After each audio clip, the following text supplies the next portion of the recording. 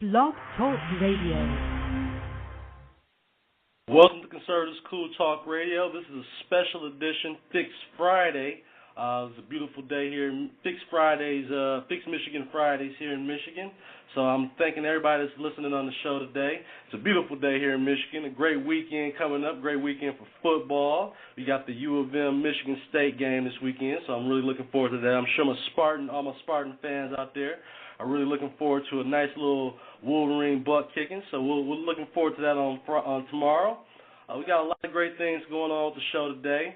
We're going to talk about the climate here in Michigan as far as the voting is going on. Earlier today, I believe we had a debate between Ruth Johnson and Jocelyn Benson, and Ruth is winning in the polls very handily right now. I think the message is clear to people who believe in big government that the time is now to change and not to bring more people in that are connected to special interests and groups like that are with George Soros and the likes of those. So I think she's winning her race quite handily because people are seeing through that.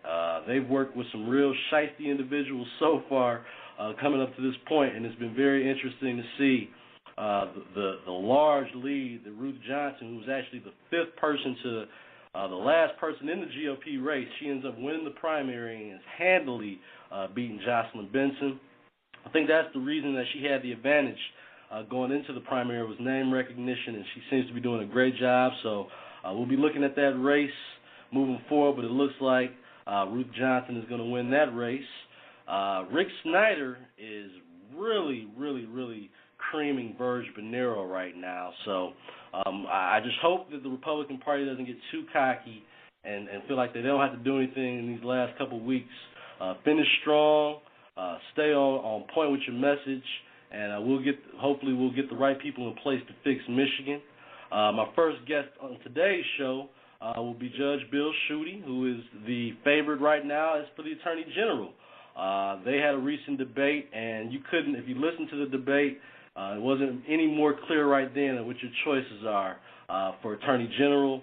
Apparently, Layton has done a bad job even keeping Flint safe, which I recognize is a tough job, but he's done some things that have made people even there uncomfortable. So if you can't take care of it in your own backyard, there's going to be some issues of whether you can handle it for the whole state. So it's going to be very interesting. So people listening in, give me a call at 347-996-3175.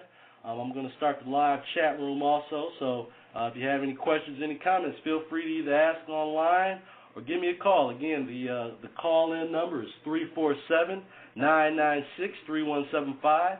So, again, my first guest on today's show is going to be Bill Schuette. He's running for Attorney General. And my second guest will be Mike Rogers, Congressman Mike Rogers. This is a pre-recorded interview with him, so I'm looking forward to playing that for all the people here in Michigan.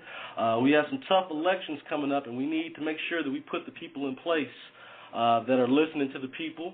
I'm hoping to have Justin Amash on soon. He, to me, represents the best example of someone that's being transparent and communicating with the people that put him in place, the voters. So I'm hoping to have him on the show very soon so he can explain what he wants to do when he runs for Congress and his strategies and why he maintains such constant contact with his with people who follow him on Facebook, and he lets people know every day of all the laws that are passed and all the laws that weren't passed, what he ruled on them. So I think that's the kind of transparency we need moving forward here in this country. The president said that during the health care bill and the health care issues that everything will be televised, everything will be on C-SPAN, which ended up not being the case. So we've got to hold our elected leaders feet to the fire when they're not honest, keep them accountable, and I think that that's what we need to do moving forward. If we want to have a good chance of succeeding and actually, like I said, putting in place and letting these elected officials know that we mean business, that the same status quo will not be acceptable anymore. I think for too long our elected officials have gotten comfortable with lying to the people, and I think that they'll pay that price. A lot of these people will pay that price in November and also in 2012. I listened to Nancy Pelosi say the other day that she believes that the food stamp program is getting the best bang for our buck here in America, and that really disturbed me.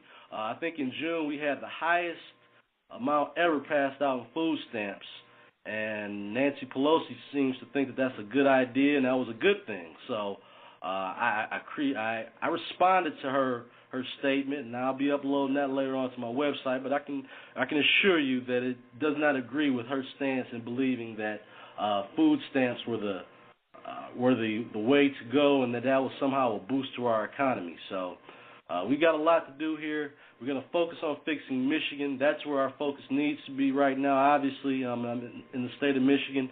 Hopefully next week we'll have Rocky Rakowski on the show. Again, he's running in the 9th District, and we need to get people in place that are listening to the folks. I heard him say that he was not representing the Republican Party or the Democratic Party. He's representing us, the voters. And I think that people really need to pay attention to that and understand what we're getting ourselves into with the leaders, and it's why it's important to talk to them, ask them the questions. That's why I bring them on the show. I really think that we have to, start holding all of our elected officials and candidates accountable. As they come on this show, I encourage people to listen in, send in questions, because if it's a question I didn't think of or a question that I didn't ask, I want you to get those questions over to me so I can ask these people when they're on the show. So thank you, everyone that's been listening. If you get a chance, go to conservativescool.com, the website. Check out all our recent posts, recent news. And I appreciate everybody that's been listening to the show. We're going almost into a year now, and I think that I'm going to have some changes coming into that year-long show on a year anniversary here in November. But again, I want to thank everyone that's listened in and continuing to support the show. We have actually a donate page on the website. If you ever want to help support the show, support with new equipment, mixing boards, and things of that nature, feel free to donate $5 to the site. Again, feel free to donate whatever you wish. But I really do appreciate people who just listen and appreciate what I'm doing out here. So thanks again for everyone listening in to Conservative School Talk Radio. This is a Fix Michigan Friday special edition. All my Spartans and Wolverines out there listening in, give me a call. Let me get your 2 cents on if you think somehow Michigan's going to pull that off. We're coming into the big house tomorrow and to make some noise. So I'm looking forward to that, and it's going to be a great weekend, and I'm looking forward to it. So we're going to bring on our first guest today. It's Bill Schuette, who again he's the Republican candidate for Attorney General. He has a very large margin on David Layton. I want you to listen to the interview and again get to understand the differences in between these two candidates because they're night and day. Without further ado, this is the Bill Schuette interview. Yep. Thank you for joining me on Conservatives Cool Talk Radio this morning. We have a return guest coming on the show today, possibly the next Attorney General for the state of Michigan, Judge Bill Schuette. Bill, welcome to the show. Wayne, it's great to be with you again. Thank you for the opportunity to have a discussion, talk about issues that are important and important to future Michigan. So thank you. No problem. I saw the spirited debate last week. I want to say that I posted it on the website, and over 70% of the people said that you won that debate, so congratulations. Well, Wayne, thank you. I did win that debate. It was spirited, and that's kind of how I am, spirited and aggressive, and it was a great opportunity to really show the differences between me. I'm a conservative, law and order, tough on crime Attorney General candidate, and my opponent, who's failed to get the job done in terms of safety of communities in the city of Flint. He's the prosecutor for Flint. So it was a great contrast, and it was, I think, most importantly, it displays things for people to make informed decisions in the election. Yeah, I think the biggest difference I noticed is that in the very beginning when they were asking yes or no simple questions, you would give a yes or no answer. He would have a yes but, or he'd have something to go on to it, not a simple yes or no answer. So again, you could definitely see the differences even just in the simple things of question and answering, the differences in your style and how you would take care of things. So again, congratulations on that. That was interesting because there were a couple of questions where, for example, term limits. The question was, where do you stand on term limits? I'm for changing term limits. Right. And having citizens vote on it. He never answered the question. Medical marijuana. I was opposed to that statute, and he never answered the question because I think he was afraid to offend law enforcement groups. Right. This isn't a game. This isn't a, kind of a finesse. I used to play basketball a lot. You'd look left and pass right, or you'd try to, fake out the defender. You can't fake out the electorate. Right. And he just failed to answer questions. And I'm going to be a no-nonsense. Here's who I am. Bill Schuette. So anyway, I enjoyed it, and thanks for making that point. Yeah. Now, I had some of those questions. I guess that was one of the questions, and I guess I can ask it now since we brought that up first. You say you don't. Do you support the medical marijuana laws at all? I voted no on that initiative because the law was poorly written, right, poorly crafted, and had so many unintended consequences that we're dealing with right now. Right. The stated purpose of that law was to help those with a debilitating illness. Right. Problems now are that it was so poorly written, it's kind of the wild, wild west out there. And with no real clarity in that law, so many gaping holes, and that's why communities are having such trouble with it. I think eventually the legislature will have to try to tighten it up and narrow its scope. Right, that's what I was going to say. What kind of clarification would you like to see in particular? What kind of clarification would you like to see in particular with that law? Well, this will be decisions that the citizens will need to make, and there shouldn't be dispensaries. It needs to be. This is not the legalization of drugs. Right. It'd be about debilitating illnesses for people with serious health problems. It's not just, everybody can have legalized drugs in the state of Michigan. Okay. That definitely handles that question. As Attorney General, will you continue these the lawsuits that are pending right now against Obamacare?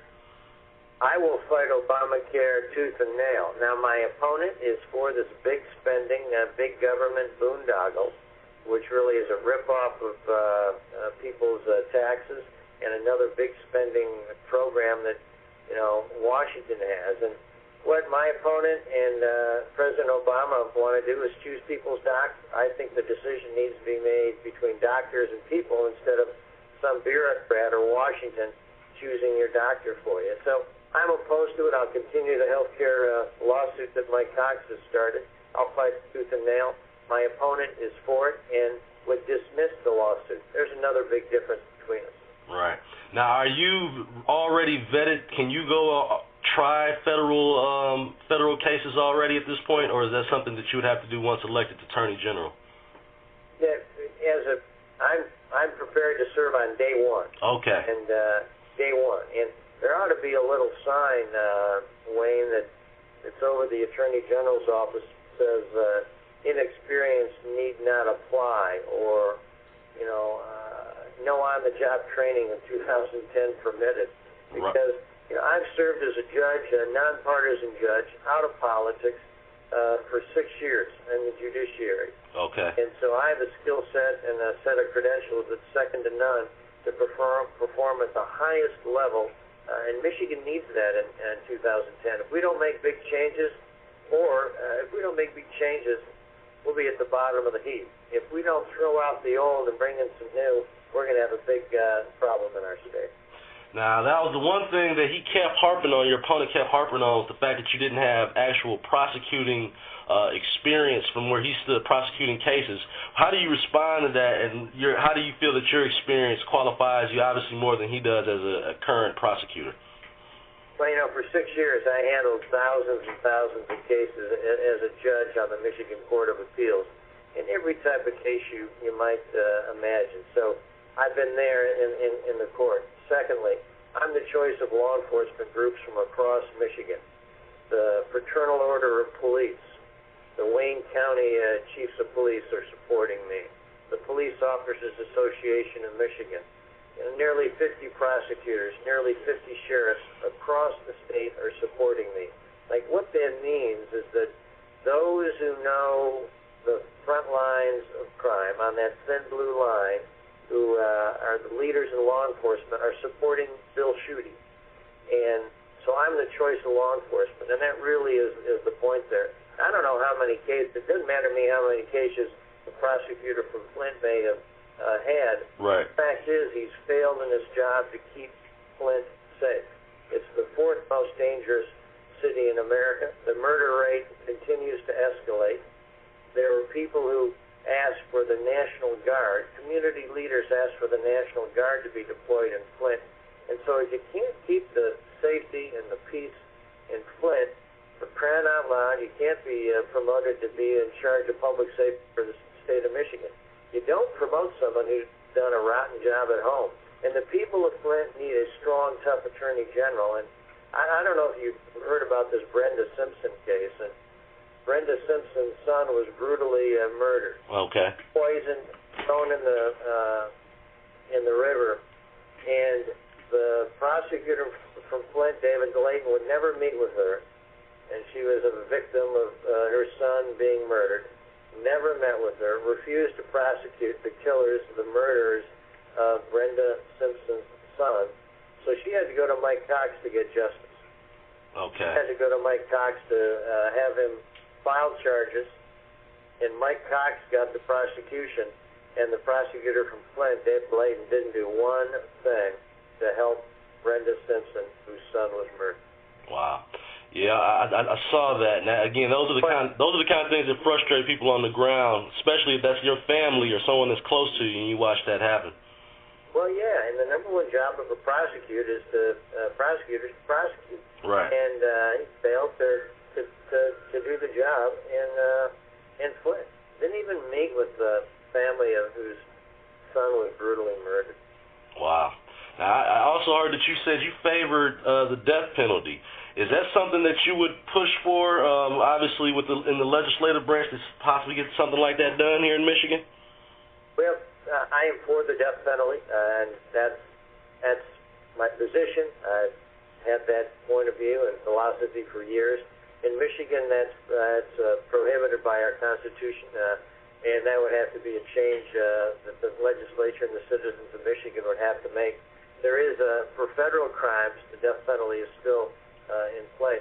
Okay. And so it would have to be a change by citizens of Michigan. What can we do to keep more of the violent offenders in jail, either between violence and child, anyone that does harm to children? Well, those who murder, assault, brutalize, anybody, but in particular the most frail in our society, the elderly and the young and children, those people need to be behind bars. And I'm going to stop this Granholm, latent policy because the Granholm team is in charge of closing prisons, 10 in the state of Michigan, releasing dangerous criminals, which are the sex offenders and the child molesters. Right. There are over 7,000. And this process of reducing the number of cops on the street, over 2,000. Fewer cops now, Wayne, than we had when 9/11 occurred. Okay. And so if you think about these three factors, fewer cops, more dangerous criminals on the street, and more prisons being closed, those three ingredients come together and it jeopardizes the safety of Michigan families. We need to stop that. Other states manage to keep their dangerous criminals behind bars. Right. And operate their prisons in a more efficient fashion. We need to make sure we operate our prisons efficiently, cost effectively, and those savings need to be plowed back. Those for a dividend, a prison dividend. Okay. Send it back to communities to hire more law enforcement officers. It's a police dividend. Right. Now, this is something that I've seen affect my community a lot, and I'm just curious to how you feel about it. Do you think the jails are overcrowded with non-violent drug offenders? Does that play a part in why some of these other violent criminals and people that child molesters get out of jail too quickly? Well, it's a process that goes like this. You have the prison system run by the state, then you have the county jails. And the county jails are really a local responsibility. But what's happening now is that the Granholm process, the people in charge are sending more and more criminals out of the prisons into the local jails, and it's causing a huge problem on local law enforcement. And the fact is, those who are in the state prison, are dangerous people who've done bad things. Right. They're the child molesters, the sex offenders, those who've committed brutal assaults. To be in prison, in a state prison in the state of Michigan, you have to have done something serious, right, and more often than not, repeatedly. And the fact is, we ought to keep the criminals, hardened criminals, behind bars, and you don't let them out. Okay. Well, yeah, I was just trying to, because sometimes we're letting out people that shouldn't be getting out, and at the same time, you do have people that might be serving longer sentences that, although they've committed a crime, they're not a threat to the community the same way as a child molester or a violent offender would be. And the parole board needs to look at that carefully. But right now, what's happened is that the governor's put more and more people on parole boards, and with an attitude of letting people out early, and that jeopardizes the safety of Michigan families. Okay. If elected Attorney General, will you be looking at, this is a big issue in our state, will you be looking at lenders who are practicing predatory lending, or at this point, if they're redlining in Michigan? The point of consumer protection is a very, very important responsibility of the Attorney General. Frank Kelly really has put his thumbprint, his hand, his legacy on the importance of having an Attorney General who fights for consumers. Okay. And whether it's mortgage lending fraud or Medicaid fraud, rip-offs of seniors, I'll make sure that if someone violates the law in the state of Michigan, I will come down like a ton of bricks. Okay. Stand and protect the community and citizens and families of Michigan for those who rip-off artists and those who want to prey on the elderly, the frail, or any citizen of the state. What about actually going after some of these larger banks, though, that might be redlining in the state of Michigan? I'm a realtor, and I can tell you from my own experiences, it's hard right now for for people to get loans, and it might just have a lot to do with the decreasing values in the area, but at the same time, it could be looked at as possible redlining. Well, you need to review every case thoroughly and carefully, and I will, Wayne. Okay. The problem on the whole mortgage lending real estate side in Michigan, you look at the recent papers where incomes in the state of Michigan have dropped off the cliff. And part of that is that the practices of mortgage lending and credit coming from Washington. Right. And it's the economic environment in the state of Michigan. The fact is that the people in charge, the Lansing insiders, Granholm and the team, have passed the Michigan business tax. It sent our state into an economic ditch. Right. And it has impacted paychecks in the state of Michigan. I'm running for Attorney General because we need to have a strong, tough Attorney General who will stand up for public safety and protect the citizens, whether it's Wayne County or any other county, who will be strong, tough, and effective and help and work with law enforcement. I'm the choice of law enforcement. The other reason I'm running for Attorney General is we need more paychecks. Right. And you need to have an Attorney General who understands we need to have paychecks and jobs in Michigan. Gotcha. Now, as someone that's pro-life, I wanted to ask you, I don't remember hearing it in the debate or not, do you support abortion in any case, like in cases of rape or incest? I am a pro-life. I'm going to be a pro-life Attorney General. I am pro-life and have received the endorsement of Right to Life of Michigan. My opponent is pro-abortion, and so there's another big difference between us on this fundamental issue that life, in my opinion, believes it begins at conception and goes through natural death. And I've been a leader in the anti-abortion, pro-life movement, and I'll continue to be that. And that's another big difference between my opponent and me. So basically, even in cases of rape and incest, you support life. I do. Okay, all right. And another question is, you don't think there needs to be any laws, anything put on the books regarding texting or cell phone use while driving? Well, we've got a law in place right now that came into effect in July, and I think it's hard for law enforcement to determine, okay, when someone's on the phone, are they texting or are they dialing a number? And that law is one of these that the legislature passed, and I think it's hard to determine really what they're, how law enforcement really enforces it. So, we have enough of feel-good laws. We need to have a Michigan that is safer, that has less government, less taxes, less spending, and more freedom. That's what I'm going to do as Michigan's next Attorney General. Be part of that process of having a safer Michigan that has more freedom. All right. Now, for the people listening in on this interview, can you again kind of just give them overall the obvious differences between you and your opponent, so when they're making a decision, they know exactly what they're getting? You bet, and thank you. There are huge differences between my opponent, David Layton, the prosecutor from Flint, and me, Bill Schuette.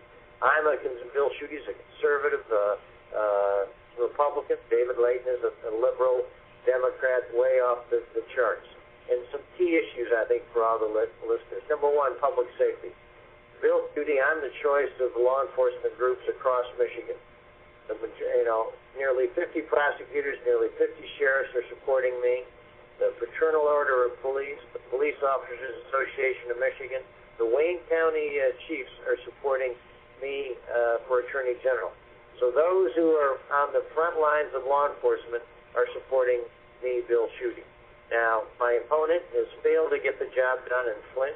It has the fourth highest, most dangerous city in the United States of America, a murder rate that continues to escalate, where people have asked the National Guard to come and help protect the streets of that community. So if you can't get the job done at home, you can't be promoted to be the chief law enforcement of Michigan. So public safety is one issue. Number two, I'm opposed to Obamacare and will fight this big government, big spending program, boondoggle every way. Three, I will fight to collect delinquent child support payments to help single moms and single families. My opponent wants to eliminate the entire division within the Attorney General's office to collect child support. Wow. Families and children, single moms waiting to take a hike. I believe that's wrong. Wow. I'm pro-life. He's pro-abortion. And the list goes on and on. This is a great opportunity for people to choose.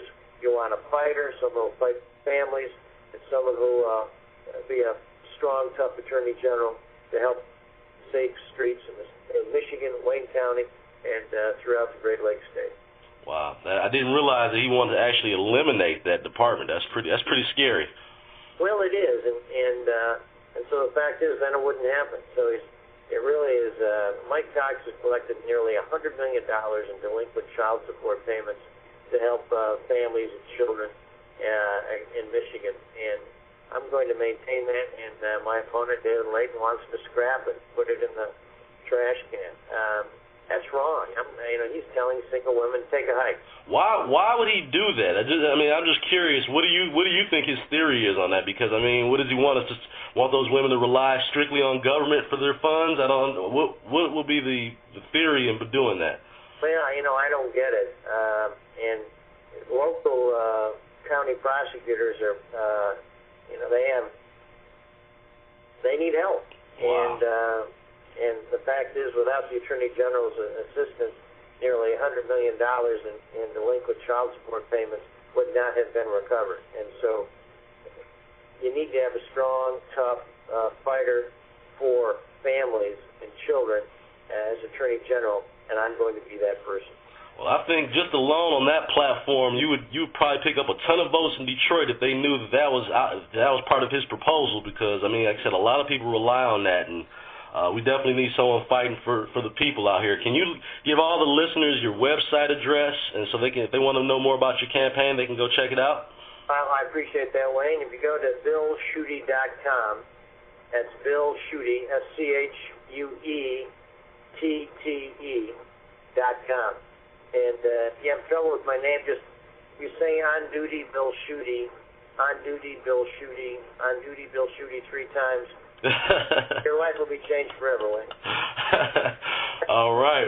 Well, I really appreciate you coming on the show. As you can see from the YouTube video we sent you, our family's on duty for Schuette, so I really look forward to you pulling through here in November. Good luck. Well, listen, I look forward to chatting some more, and thanks for this time today, Wayne. Have a great rest of your day. You have a blessed day too, sir. All right, sir. Bye-bye. Bye-bye. All right, so that was my interview with Bill Schuette, and next on today's agenda is going to be our interview with Congressman Mike Rogers.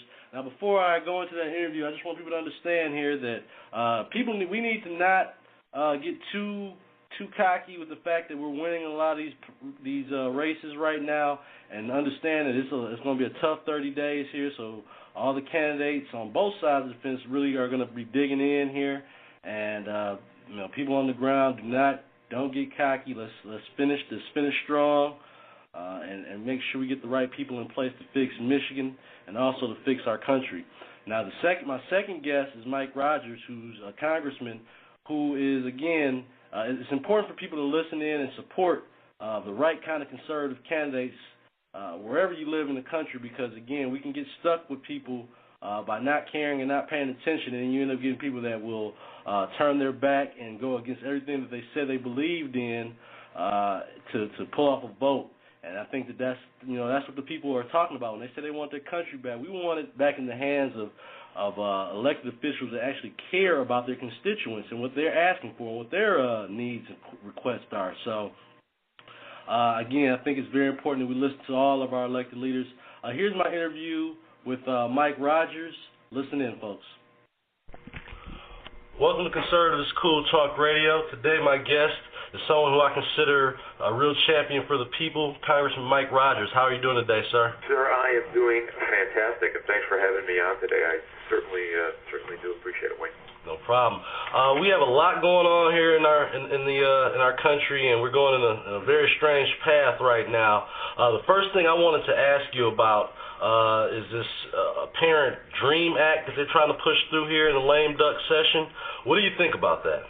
Well, I mean, it drives you crazy because they're trying to attach it to the defense bill, and this is a bill to take care of the men and women who serve the United States proudly, who volunteer to serve in places like Iraq and Afghanistan, the northern Horn of Africa, the Philippines, and for them to attach it to this makes no sense to me whatsoever. What it is a back way to get to amnesty for millions of folks who broke the law to be here. Right. And we've just got to be serious. If we think that the law for immigration is the way it should be, and I think most Americans say there should be a way for you to come here legally, right, then we have to support them coming here legally. And this is just one more way to kind of circumvent the process. Do you think this is more of a political trick more than anything else? Oh, absolutely. No, there's no doubt in my mind that they are doing this and other bills just more for politics than they are for substance, and that ought to anger everybody. Even if you like the idea of amnesty, I don't, but this is no way to get to your point to what you want to accomplish if this is what you're trying to do. And so it's clearly, Wayne, nothing but politics as usual out of Washington, D.C. Now, wasn't that part of the change that this administration promised that they would do, that it wasn't going to be politics as usual? Well, I have to tell you, I really did believe that he was going to come in, President Obama was going to come in and kind of change this and have more sit-downs and be less partisan. And I can't tell you how disappointed I am. I think that this president will go down as one of the most partisan presidents we have ever had. And with Nancy Pelosi and Harry Reid, the president, there's nobody sitting in the room that says, hey, wait a minute, isn't there a better idea? And I do think that this is exactly what people are angry about, have been angry about, and were angry about even when they voted for President Obama. Right.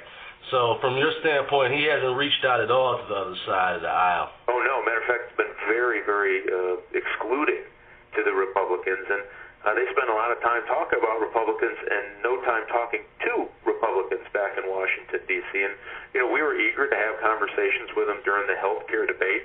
And now you've got this bill that is wildly unpopular. There were no alternative ideas even allowed in the bill. Same with cap and trade. Same with all the new regulations on small business. Never ever was willing to reach out and have a conversation on any of these issues, and that was, I think, unfortunate. It's not good for America, no matter what party you are. Right. Now, that was something I was going to ask you about also with this health care bill, because, we're actually starting to discover more and more about this bill as time goes on. What are some of the more ominous and ugly things that you've read about this bill now that we're discovering, obviously, more about it? And sadly enough, Wayne, it was 2,700 pages. And so any member of Congress told you that they read it before they voted on it I don't believe is being quite truthful. Right. It took me almost a month after the vote to finish reading this bill. It was the most complicated reading. And I'll tell you why. You had to read 100 pages, and then it would refer you to a whole other section of the law. So if you really wanted to understand what you just read, you had to go to that other section of the law and read that, and then come back and keep reading. Then another 100 pages, another section of the law. And here's some of the things that they did in there, that's maddening. One is that, and it's happening today, if you're getting ready to get on Medicare, doctors are in large numbers stopping to take new Medicare patients. Right. Because of what this bill does to them. And that's real. That's not pretend. That's what's happening today with doctors. And you have a whole other issue in there, and this is one of those small ones, and I think it's really a good example of what happens in this bill. There was something called the Health Preventative Services Board that's supposed to recommend, it was non-binding, and it's a board that's in place today, to doctors about the kinds of care that might be the best. Well, they made this recommendation about a year ago that said women who are between 40 and 49 don't necessarily need a mammogram every single year. Okay. Now, that sent the cancer, and I'm a cancer survivor, so I watch this stuff pretty closely, into orbit, right? Right. Exactly the wrong message. Well, the Democrats at the time said, well, don't worry, it's non-binding. Well, in their own bill, they made this Health Preventive Services Group, they changed the name, and they said in their bill that all of the recommendations are now going to become law as a part of this new federal exchange. So what that meant in practicality was that a woman between 40 and 49 could not even buy a health insurance plan that would cover mammograms between those age groups. Wow. Yeah, and so they said, well, gee, that wasn't our intent. But that's what the bill did. And so the bill raises taxes and regulations on small business, makes it harder for them to provide health care. It takes away a woman's ability to even buy an insurance plan between 40 and 49 to get mammogram. I mean, and that's the problem with 2,700 pages that nobody read, that they tried to ram through the Congress and say, aren't we great, we did something, and we gave you something. The problem is, it is costing us all kinds of opportunity to do better care, better access, and it's also raising rates. So, Wayne, you can see that's why so many Americans are already standing up going, hey, wait a minute, right. This thing's terrible. Right. Now, one of the questions I would ask you, what could be done to improve the bill? I know that you have your own solutions, which I think is actually a breath of fresh air, because we're, from the people's standpoint, a lot of people are looking at it and watching Congress, the Republicans tell the president no. Right. So where are your ideas, and what do you think we can do to improve the bill? Yeah, here's what I did, Wayne. The president came to Congress last year and said, here's my principle. More competition amongst healthcare, amongst insurance companies. Tort reform. We have to do something about tort reform. We need something for pre-existing conditions. And you know what? In principle, I agreed with every one of those statements. Absolutely. Right. So what I did is I gathered up all the bills that fix those problems without the government trying to run healthcare in America, and I presented it last year. And again, unfortunately, they wouldn't even consider any of it. Let me give you a great example. Right today, Michigan Blue Cross Blue Shield controls about 80% of the healthcare market. and you're really not allowed to go anywhere else to buy it. Right. Interesting, because I could drive down to Indianapolis, Indiana today if I wanted to, and buy a car, buy my car insurance, buy my house insurance, my life insurance, my optical insurance, my dental insurance. Right. It is against the law for me to buy against the federal law for me to buy Blue Cross Blue Shield of Indiana, even though it may be cheaper. Wow. Yeah. And my argument was the reason the insurance companies got you over a barrel is because the law says that they don't have to compete with the company right across the border in Indiana. And we don't do that in anything else that we buy. Right. And so it has artificially raised the prices for everybody. And that's just a simple. And then if we do tort reform, as the president said, and as I told you earlier, I'm a cancer survivor. So what is the best way for us to make insurance companies say, well, because of that pre-existing condition, I'm not going to cover you? Now, we can just mandate it, which they did, and guess what happens to rates when you just mandate it? They go sky high. Sky high. Because an insurance agent has to come in and say, all right, I'm going to sell Wayne and Mike Rogers a health care plan. Now, Rogers had cancer, right? Right. And Wayne, he's a healthy guy, so I'm going to base my premiums on the fact that Rogers is likely to cost me a ton of money. Guess who's going to pay for that? Both of us. Right. So your rates are going up because of me. And so what I did is propose this thing called catastrophic funds, so that that at a cap, let's say $250,000, everybody, if you have a health care plan, God forbid that happens to anybody, but that you get to that, oh my God, I'm $250,000 into this thing, you go to another fund. It's called a catastrophic fund that we all pay into. Right. And when they say, well, what does that do? So if I get cancer and it costs $500,000, the first $250 is on my insurance company. The next whatever is into this reinsurance fund. Okay. And so what does that mean to you and me? Well, then now when I come to you and I say I'm an insurance agent, I want to sell you a great health care plan, I know that my total liability is only $250,000.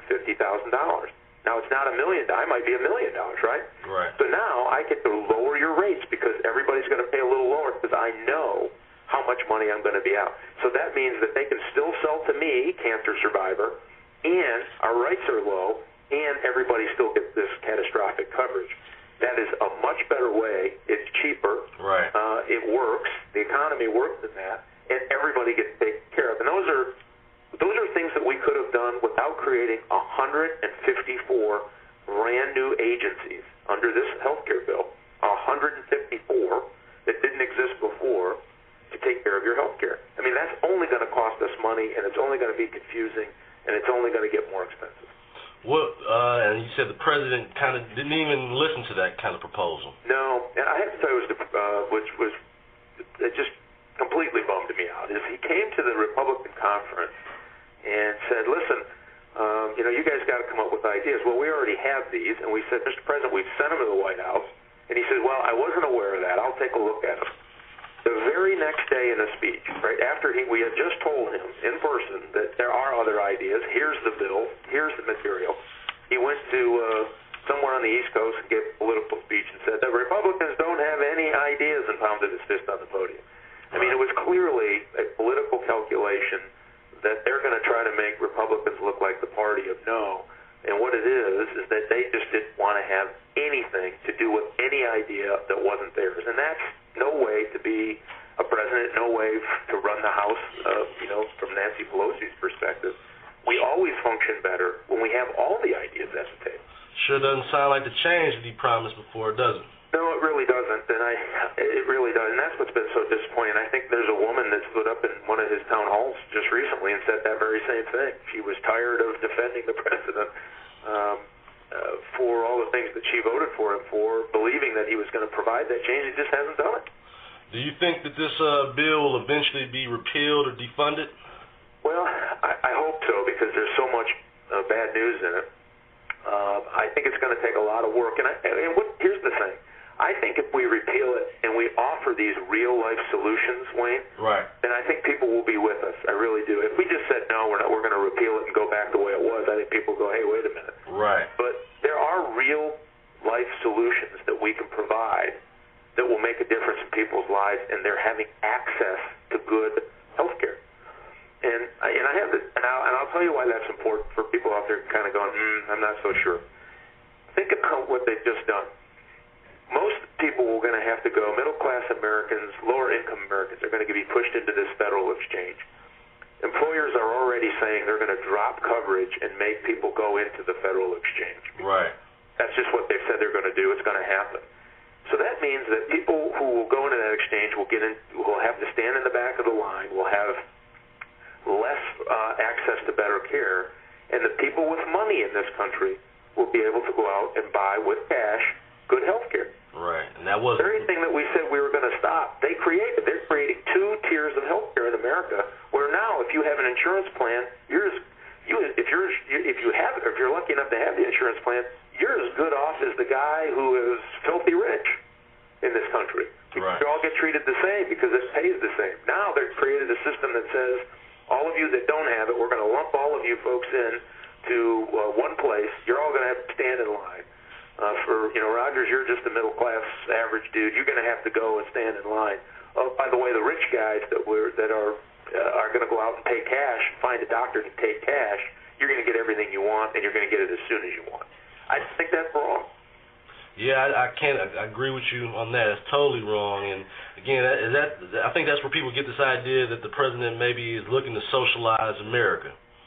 Yeah, I do. I mean, he comes by honestly. I think he just believes that the government will do it better in all cases than the private sector. Right. And for 230 years, the reason we have the largest economy, the largest middle class, and it's not perfect by any means, is because we believe that the best solution comes from the private sector, people who are actually hiring somebody for a job. Those are where the best ideas come from. And I think when we interfere with that too much, this is what you get. You get longer recessions, deeper, higher unemployment rates, because the government doesn't make those decisions very well. The government does do some things well, but they don't run businesses well. Right. No, they definitely don't do that. Have you got a lot of support from the Republican Party on your proposed legislation for the American Health Care Solution Act? We did. And we think if we ever have the chance to talk to Democrats, that we can get a lot of Democrats on board as well. That's the good news. So people are there. They're excited about it. It's real alternatives that will have a real impact on people having access. The number one reason, Wayne, that people can't get access to health care is cost. Right. It costs too much. Guess the president's bill raises the cost and lumps people together. Ours actually lowers the cost. It says everybody's going to have access to an insurance plan that gets you that is good, if not better, care than anybody else in your neighborhood. I think it's that kind of arrogance and not listening to others that's riled up so many people, including like with the Tea Party movement. What do you think of the Tea Party movement and its effectiveness? Well, what it has done is, it is a group of individuals, and I've gone to talk to them, and they're not these crazy people. I think the party system wants to say, oh, they're crazy and terrible and awful and kooky, and, listen, I've been there. Most of them are women. A lot of them are moms, and they are very concerned about the fiscal issues and kind of having the government get more involved in people's lives that really never works out all that well. So I think it's been good, and I see independents there, I've seen Democrats there, I've seen Republicans there. And I think they have made a mistake by trying to demonize it and say, well, it's bad. We're going to make those people look really kooky and awful and terrible. And that's not just from the Democratic side. That's the Republicans. And I think it's a mistake. These are just average good folks who are showing up and raising their hands saying, hey, wait a minute. This is not what I signed up for. I want my country to go in a different direction. I think at the end of the day, it's a positive thing. I couldn't agree with you more on that. As far as you come from an FBI background, and I'm sure the defense of this country is very important to you. How do you feel like the president's handled the defense of this country? Well, I think he's done some things right, some things wrong. I get very, very concerned that they've decided that we can't talk about jihad or radical Islam. Right. Like somehow if we don't mention it, it's going to go away. That part I just think is a disaster waiting to happen. We have to take seriously the fact that people are plotting to kill innocent men, women, and children on behalf of their political and religious beliefs. And we need to deal with it head on. And you don't deal with the problem head on by not talking about it. We we certainly apply that in our personal lives, right? You don't talk about a problem in your personal life, it's not going to go away. It only gets worse. Right. And to say that we're not going to do it, to not treat somebody who wanted to blow up an airplane over Detroit like an enemy combatant, I don't know what else you could call that. He wanted to, he was trained overseas, recruited overseas, financed overseas. The battlefield was seat 9A that he was sitting on. Right. The battlefield changed for them. They were trying to take it to us, and to think that somehow that we're going to treat him, and he's a foreigner at that, and give him the citizens of a United States citizen, or the rights of a United States citizen, just doesn't make sense to me. And it almost appears that we are getting to the point where we're treating the terrorists with more respect and more empathy than we are our allies, like with Israel. Exactly, and if you remember what they did to Poland and Czechoslovakia by poking them in the eye on the defense, right, missile defense. I mean, those allies are still mad at us. You have, the Brits are kind of mad at us. The French said we need to toughen up, and anytime you get the French saying, "Hey, you need to toughen up a little bit," we're in some we're in some bad space. Well, and one other thing I want to ask you about is our dependence on foreign oil. Yeah. I've read some of your blogs, and I saw that you have a very good plan, a 10-point plan. How is it important that we get off the dependence of foreign oil? Oh, it's huge. We send billions of dollars to people who don't like us very much, like the Russians or the Saudis or the Venezuelans. And anytime we can stop buying their oil and keep that money in the United States, we're better off. And here, my 10-point plan is this, though. Because a lot of people say, it's all going to be windmills, or it's all going to be, and this is the government trying to plan your life again. Right. Well, it's all going to be windmills. It's all going to be solar. You're going to have to drive a car that's a little bit bigger than a roller skate. Good luck with you and your 3 kids, right? Right.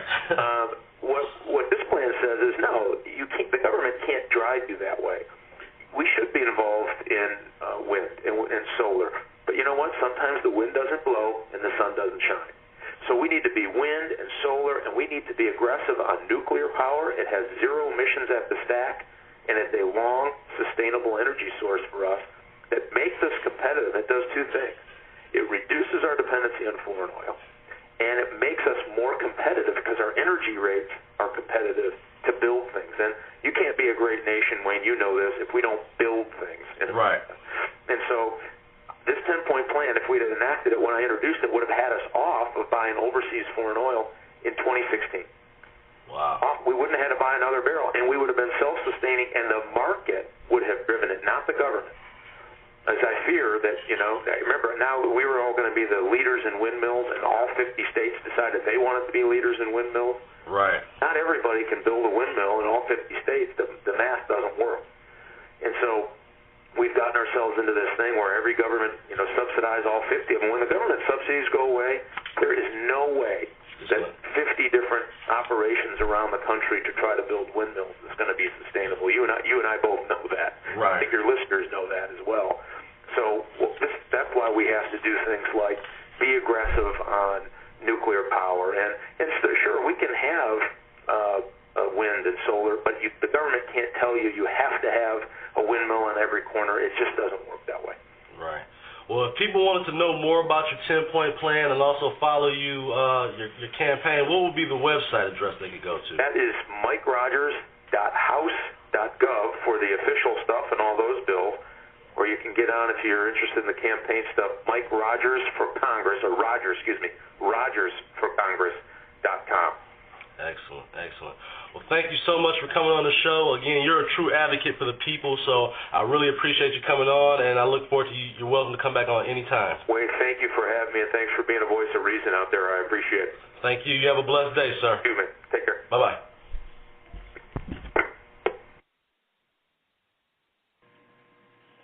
Okay, and that was my interview with Congressman Mike Rogers.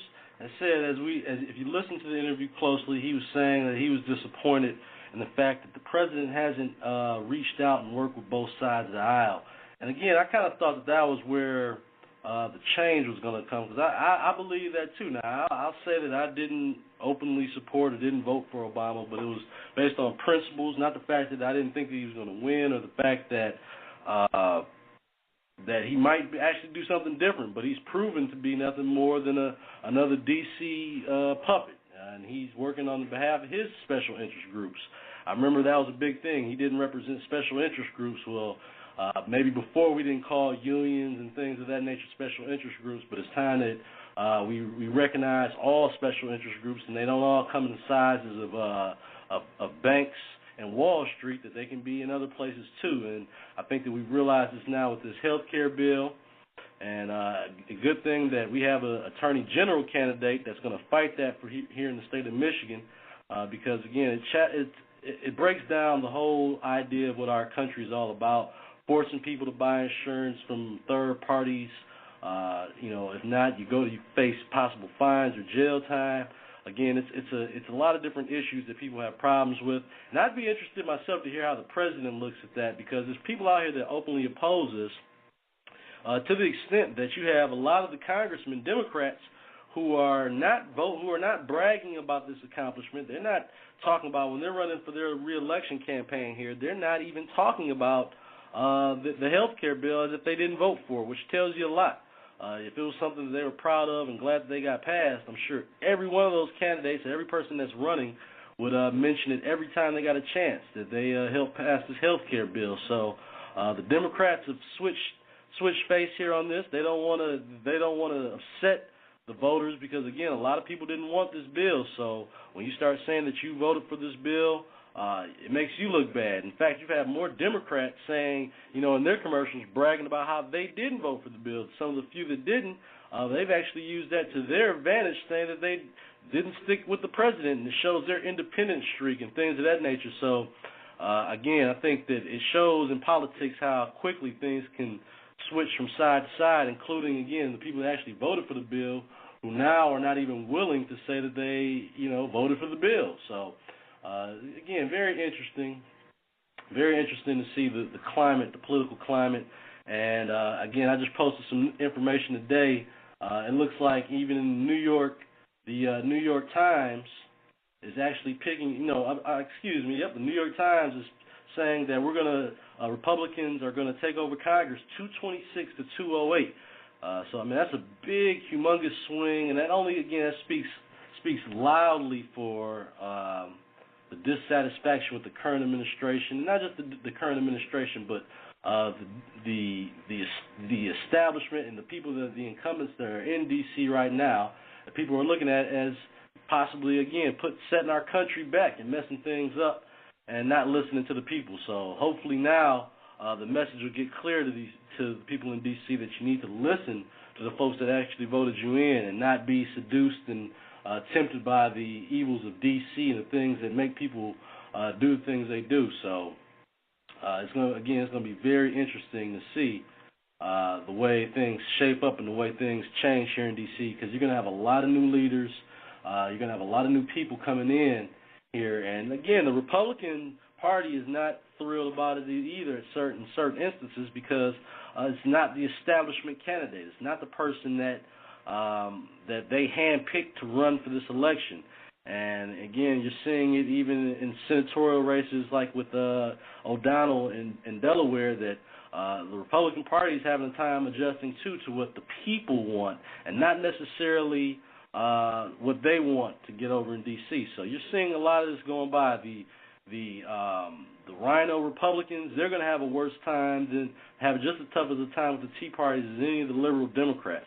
And I think in certain instances they'll have it even rougher, because we know what to expect from liberals. We know what to expect from Democrats.